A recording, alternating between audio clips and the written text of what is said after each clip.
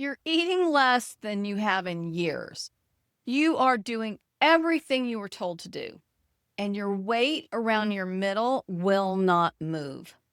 The fog won't lift. And somewhere along the way, the joy you used to feel just quietly went missing.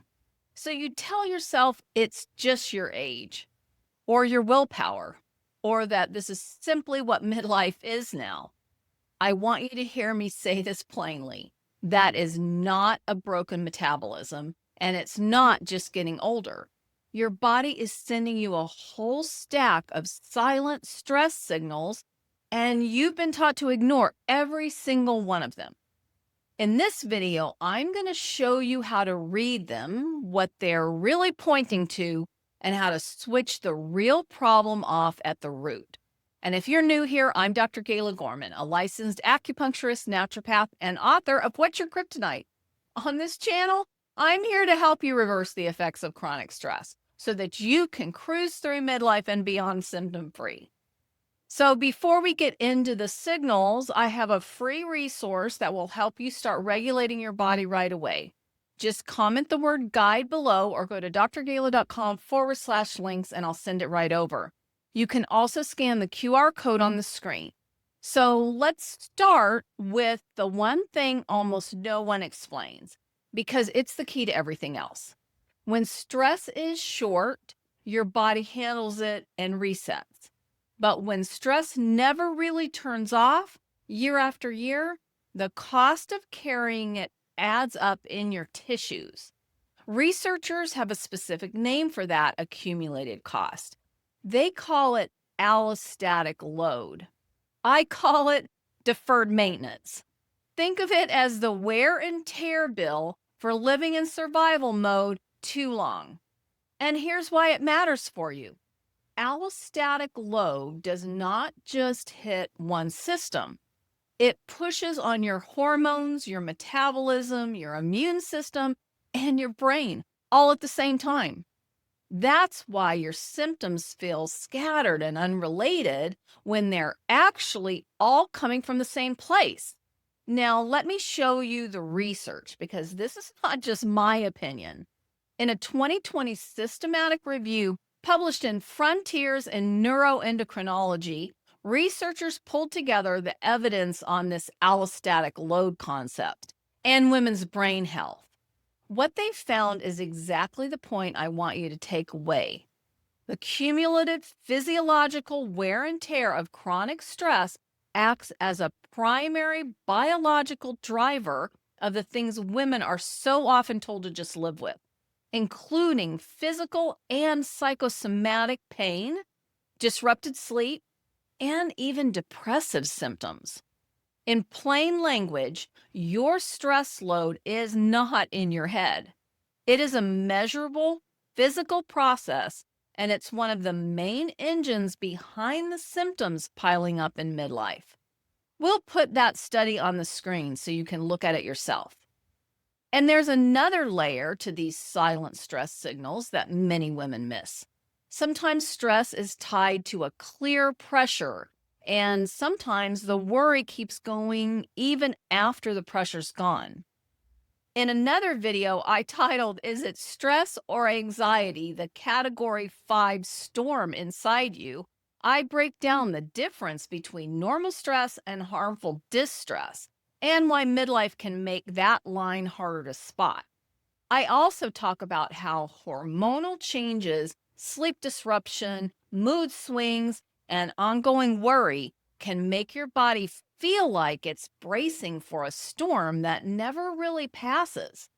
Watch that next if you want to understand why your stress can linger, how anxiety is different, and what your body may be asking for when it feels stuck on high alert.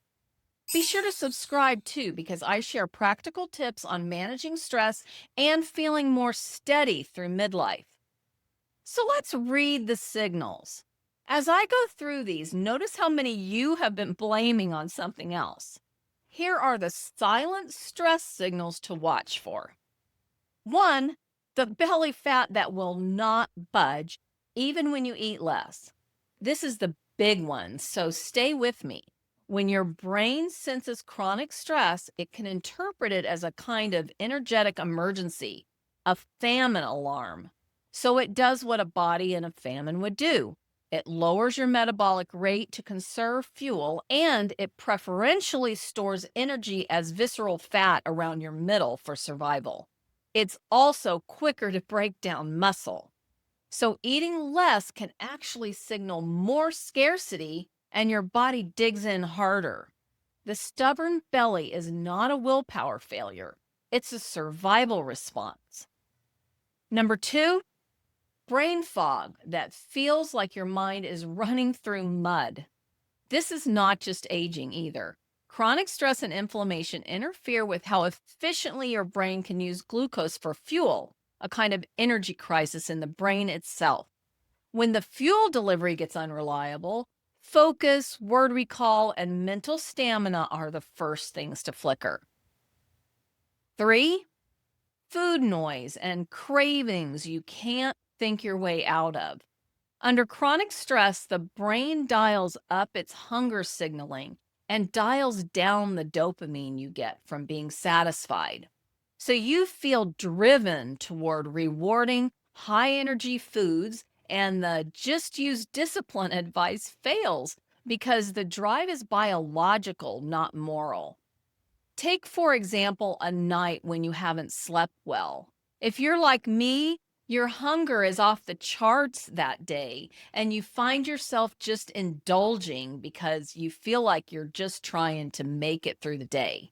This is a great example of how that stress contributes to this accumulation of weight and fat.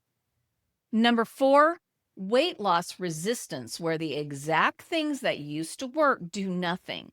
When stress load and insulin stay high, your body shifts how it partitions fuel, locking energy into fat storage while it's slow to release it. You're not doing it wrong. The system is set to store, not burn. Next is five, the joy that quietly disappeared. This one breaks my heart because women blame themselves for it. A flat, joyless feeling, a loss of drive for things you used to look forward to, has a name. It's called anhedonia. And in midlife, it's driven by stress, lowering your dopamine and dysregulating the HPA axis, your central stress response system. It's not ingratitude, it's biochemistry. Next is six, feeling permanently on edge, braced for the next bad thing. Long exposure to stress hormones like cortisol wears down the brain's ability to calm itself back down. The circuitry starts reading ordinary, ambiguous moments as threats. So you feel keyed up and reactive over things that never used to rattle you. Researchers describe this as a heightened threat bias. Number seven, aches and pains with no clear injury behind them. This is the one the study I showed you speaks to most directly.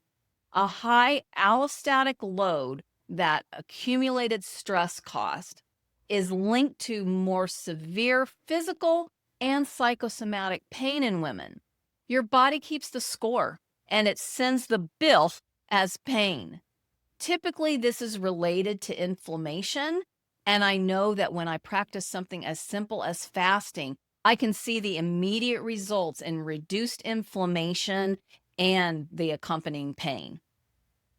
Eight, wrecked sleep and bone deep fatigue that rest does not fix. I mentioned the effects of poor sleep that drive hunger earlier, but chronic stress, especially as estrogen drops, flattens your natural cortisol rhythm and nudges your internal body clock out of sync. So you sleep poorly, miss the deep recovery stages, and wake up tired no matter how long you were in bed. The exhaustion is real, and it's downstream of the stress load. So can you see it now? 8 different complaints with one hidden driver. That's why chasing them one at a time never works. So a pretty serious caution, because the instinct here is dangerous. When you feel foggy, heavy, and exhausted, the temptation is to reach for stimulation to force yourself through the day. Another coffee, something sugary, a push harder mindset. Please understand what that does. Caffeine and sugar spike the very same stress chemistry that's already keeping your system in alarm. You're pouring fuel on the famine alarm and then wondering why you feel more wired, more scattered, and more wiped out by mid afternoon. And I'm not going to tell you to bury this under a pile of supplements either. The answer is not another bottle. The answer is removing the toxic stress load at the root, signaling safety to your body again and again, and molting the stress.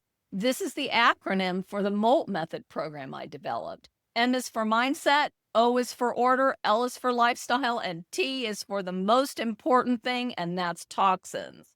We want to shed the stress on purpose, the way every other creature in nature does it, instead of carrying it for 20 years. When you do that, the signals quiet down together because you finally treated the thing underneath all of them.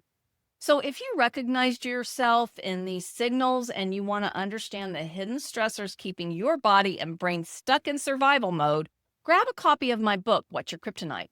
It walks you through the toxic triggers that throw your system out of rhythm in the first place. And make sure to subscribe for more practical root cause help. I would love to hear from you in the comments. Which of these silent signals hit closest to home? Was it the belly fat, the fog, or the lost joy? Share it below. I read those comments to better understand what you need most.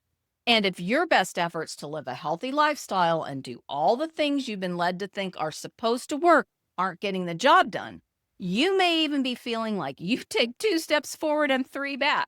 I have more resources to help you navigate midlife. Just go to drgala.com/links and watch my next video where I show you how to manage the toxic stress that's sabotaging your efforts. You can eliminate the symptoms that seem to be piling up in midlife naturally without medication, crazy diets, intense exercise, or any other unsustainable lifestyle hack.